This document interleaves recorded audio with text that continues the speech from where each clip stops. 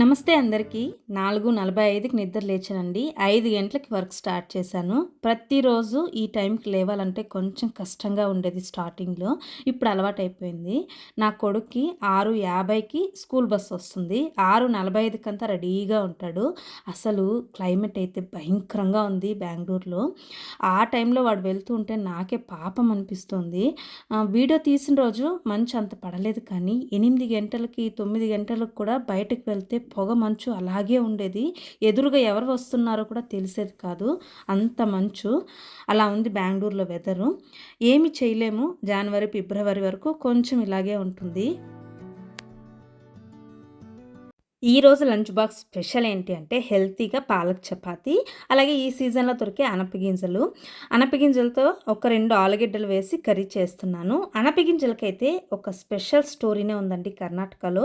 వీడియోలో చెప్తాను చూడండి. నార్మల్గా ఇంట్లో దోశ, ఇడ్లీ ఇలాంటి టిఫిన్లు ఏమైనా చేసినప్పుడు ఖచ్చితంగా ఆఫ్టర్నూన్కి రైస్ రెసిపీ చేయమ్మా అని అడుగుతారు. చపాతీ చేస్తే మాత్రం 2 టైమ్స్ టిఫిన్ కానివ్వండి, లంచ్లోకి రెండిట్లోకి చపాతీనే కావాలి అంటారు. నా పిల్లలు మాత్రమే ఇలా ఉన్నారా? అందరి పిల్లలు కూడా ఇంతేనా అని నాకు అర్థం కాదు. వంట రూమ్లోకి వచ్చి రాగానే ఫస్ట్ అయితే చపాతీ పిండి కలుపుకుందామని నీళ్లు వేడి చేసుకున్నాను.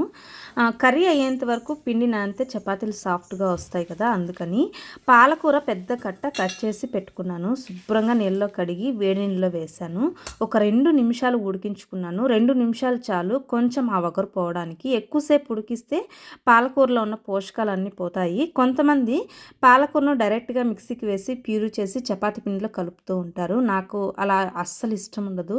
పిల్లలు కూడా ఇలా చేస్తే ఇష్టంగా తింటారు.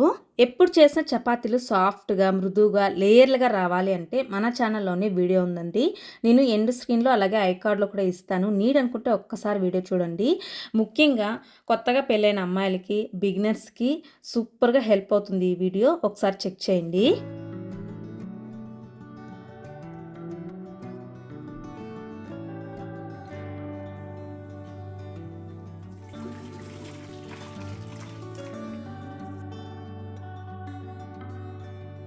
పాలకూర చల్లారేలోపు తాగడానికి నీళ్లు వేడి చేసుకుంటున్నాను. వంటగదిలోకి రాగానే ఒక గ్లాస్ గోరువెచ్చని నీళ్లు తాగేదాన్ని ప్రతిరోజు.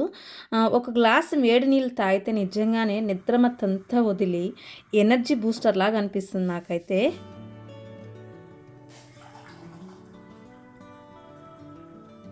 వేనీళ్ళు తాగి పాలకూరను మిక్సీ జార్లోకి వేసుకున్నాను. కొంచెం వేడిగానే ఉంది పాలకూర. పాలకూరని మెత్తగా పేస్ట్ చేసుకొని గోధుమ పిండిలోకి యాడ్ చేసుకున్నాను. ఒక్కసారి అంతా కలుపుకొని తగినన్ని నీళ్లు పోసి చపాతీ పిండిని రెడీ చేసి పెట్టుకున్నాను.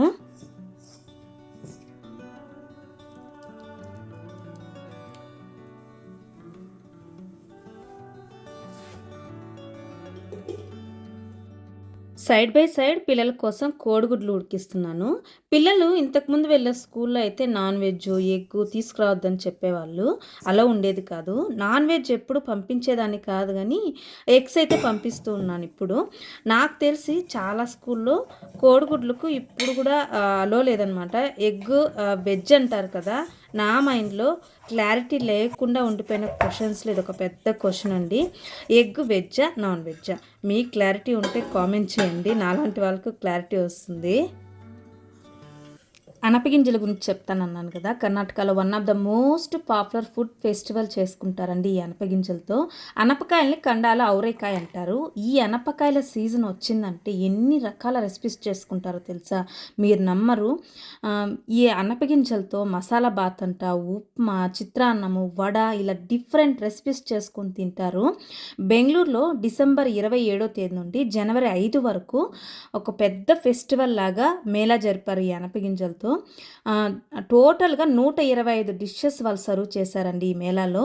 4 ఫార్మర్స్తో మొదలైన ఈ జర్నీ ఇప్పుడు 500 ఫార్మర్స్ ప్రొవైడ్ చేస్తున్నారంట ఈ అనపగింజలు. నిజంగానే సూపర్ కదా. అనపగింజల కర్రీకి ఫస్ట్ అయితే మసాలా రెడీ చేసుకుంటున్నాను. మిక్సీ జార్లోకి కొద్దిగా కొబ్బరి, ఆనియన్స్, వెల్లుల్లి, ఒక టమాటా వేసి అలాగే కొద్దిగా అల్లం కూడా వేసుకున్నాను. పేస్ట్ చేసి పెట్టుకున్నాను.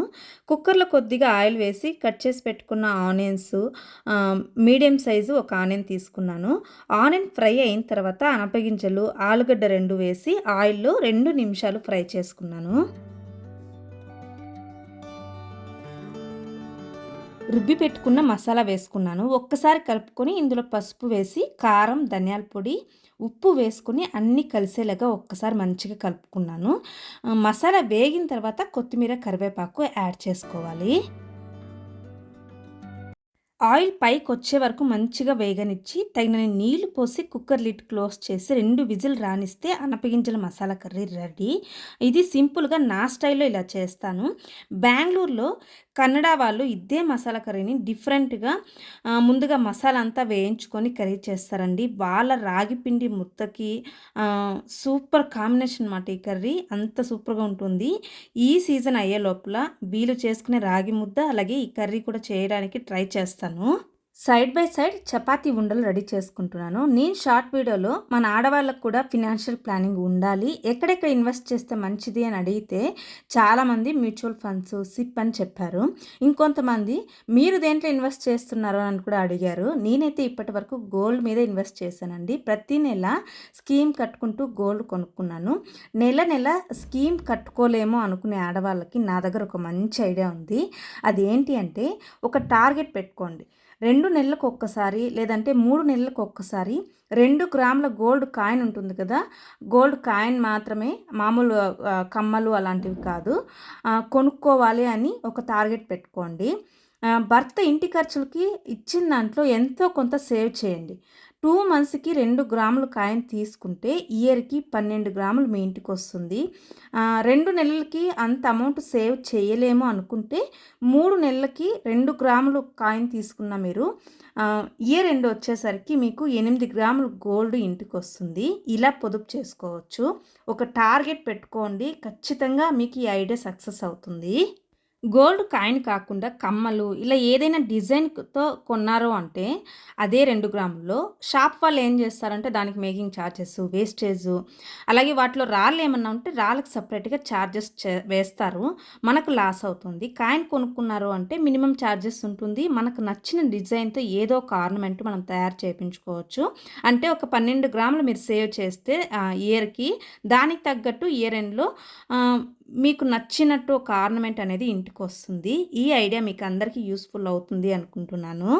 ఫాస్ట్‌గా చపాతీలు కాల్చి బాక్సులకు పెట్టాను. 6:45కి నా కొడుకు రెడీగా ఉన్నాడు. అంత ఎర్లీ మార్నింగ్ బ్రేక్‌ఫాస్ట్ అస్సలు తినాలనిపించదు, అది చలికాలంలో. ఒక గ్లాస్ పాలు కల్పించాను, తాగేశాడు.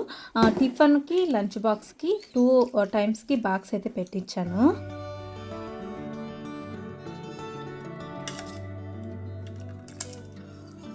నా కొడుక్కి బాయ్ చెప్పి కౌంటర్ టాప్ మీద ఉన్నవన్నీ సర్దేస్తే ఒక్కసారి అంతా నీట్‌గా క్లీన్ చేసుకుంటున్నాను.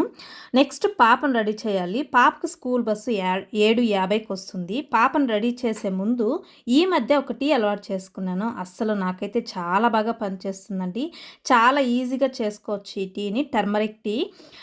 ముఖ్యంగా నేను ఇమ్యూనిటీ బూస్టింగ్ కోసం ఈ టీ తాగుతున్నాను. బూస్టింగ్ ఇమ్యూనిటీనే కాదు, చాలా రకాల ఆరోగ్య ప్రయోజనాలు ఉన్నాయి. నాకైతే చాలా బాగా ఉపయోగపడుతుంది. ఒక గ్లాస్ నీళ్ళు బాయిల్ చేసి ఒక అర్ధ స్పూన్ పసుపు, కొద్దిగా ఇలాచి, మిరియాల పొడి కొద్దిగా వేసి బాయిల్ చేసుకొని కొద్దిగా చల్లారిన తర్వాత తేనె కలుపుకొని తాగారంటే టీ రెడీ అండి. చాలా ఈజీగా చేసుకోవచ్చు.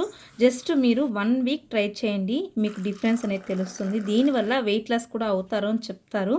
వెయిట్ లాస్ ఏమో కానీ స్కిన్ కూడా గ్లోయింగ్గా ఉంటుంది. చాలామందికి 30స్లో ఉన్నవారికి ముఖ్యంగా ఊరికేనే నీరసంగా ఉండడము, ఏమి చేయాలనిపించకపోవడము, అప్పుడప్పుడు కళ్ళు తిరగడము, వీటితో సఫర్ అవుతున్న వారికైతే తప్పకుండా ట్రై దిస్ టర్మరిక్ టీ.